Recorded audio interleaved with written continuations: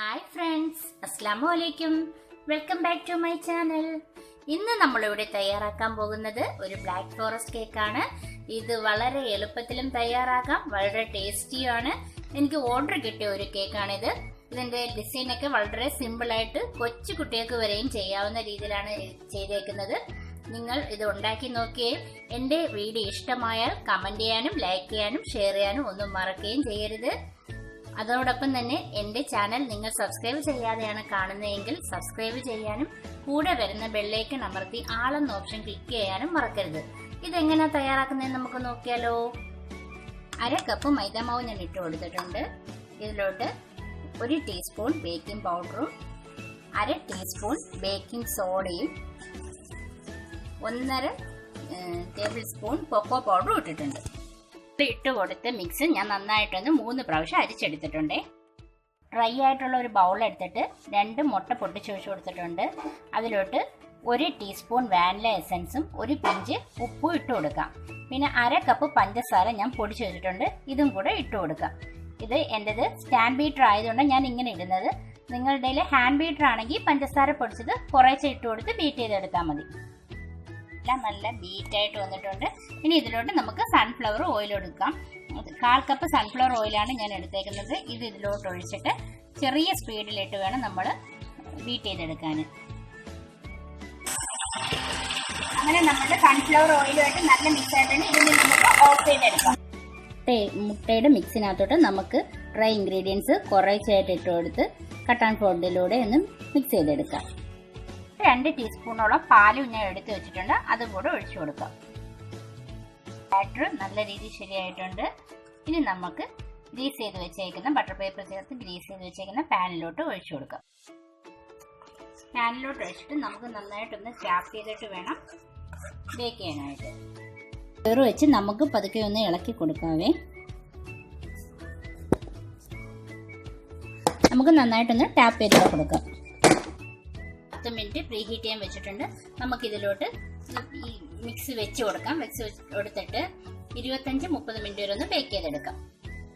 അങ്ങനെ നമ്മുടെ കേക്ക് എന്തായാലും നോക്കാവേ. 25 മിനിറ്റ് ആയിട്ടുണ്ട്. നല്ല അടിപൊളിയായിട്ട് സ്റ്റിക്ക് വന്നിട്ടുണ്ട്. ഇനി ഇത് നമുക്ക് ഓഫ് ചെയ്തെടുക്കാം. അങ്ങനെ നമ്മുടെ കേക്ക് ഒന്ന് ചൂടാറാനായിട്ട് ഞാൻ മാറ്റി വെച്ചിട്ടുണ്ട്.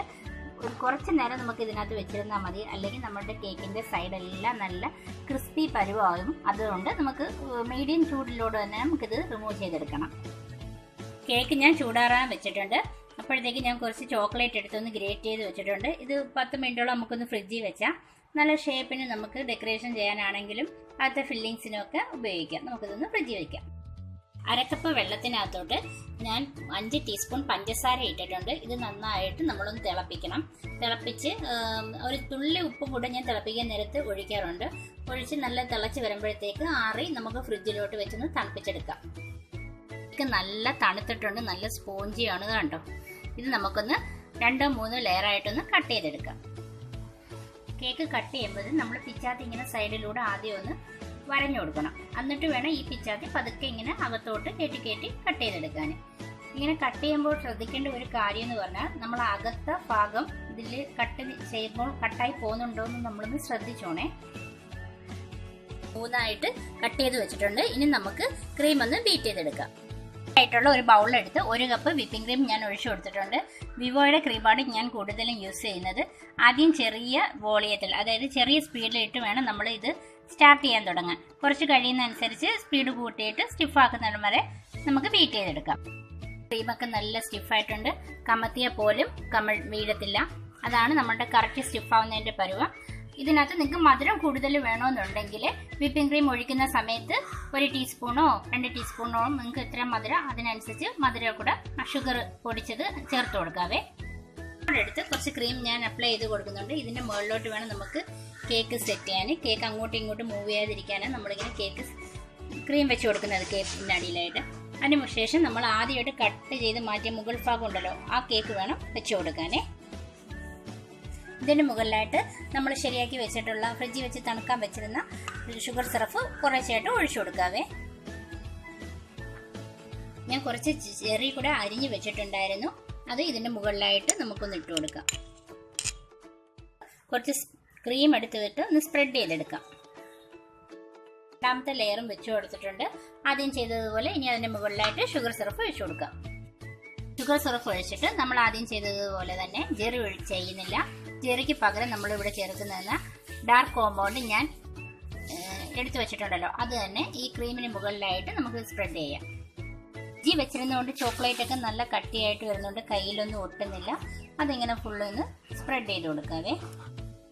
മൂന്നാമത്തെ ലെയർ നമ്മൾ വെച്ച് കൊടുത്തിട്ടുണ്ട്. ഇതിലോട്ട് നമുക്ക് ഷുഗർ സിറപ്പ് സ്പ്രെഡ് ചെയ്തെടുക്കാം. അപ്പം മുകളിലും സൈഡിലുമായിട്ട് എല്ലായിടവും ഒന്ന് കറക്റ്റ് ചെയ്തെടുക്കാം. ഞാനൊന്ന് ക്രീം ചെയ്തെടുത്തിട്ടുണ്ട്.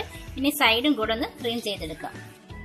ഇതൊന്ന് ലെവൽ ചെയ്തെടുക്കാവേ. മുകളിലും സൈഡുമായിട്ടെല്ലാം ഒന്ന് ലെവൽ ചെയ്തെടുക്കാം. സൈഡും നമുക്ക് അതുപോലെ തന്നെ സ്പാച്ചിൽ വെച്ചിട്ട് അങ്ങോട്ടും ഇങ്ങോട്ടൊന്ന് പതുക്കെ ആക്കി ലെവൽ ചെയ്തെടുക്കാവേ. അതിന് സൈഡൊക്കെ ഒരുവിധം ക്ലിയർ ചെയ്തിട്ടുണ്ട്. ഇനി മുകളിലോട്ട് പൊന്തി നിൽക്കുന്ന ഭാഗങ്ങളെല്ലാം നമുക്ക് ഇതുപോലെ ഒന്ന് ആക്കിയെടുക്കാം.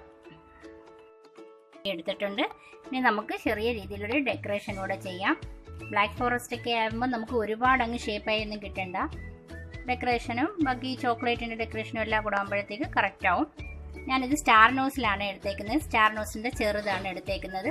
ഇതിനകത്തോട്ട് ഞാൻ 2 കളറ് മിക്സ് ചെയ്താണ് ക്രീം എടുത്തേക്കുന്നത്. ഒന്ന് വൈറ്റും ഒന്ന് പർപ്പിൾ കളറുമാണ് എടുത്തേക്കുന്നത്. ഇത് വെച്ച് ഒന്ന് ചെറുതായിട്ട് ഡെക്കറേഷൻ ചെയ്തെടുക്കാം. പിന്നെ നമുക്ക് അതേ സൈഡിൽ തന്നെ ഒന്ന് ഫ്ലവർ പോലെ ഇന്ന് വരയ്ക്കാം.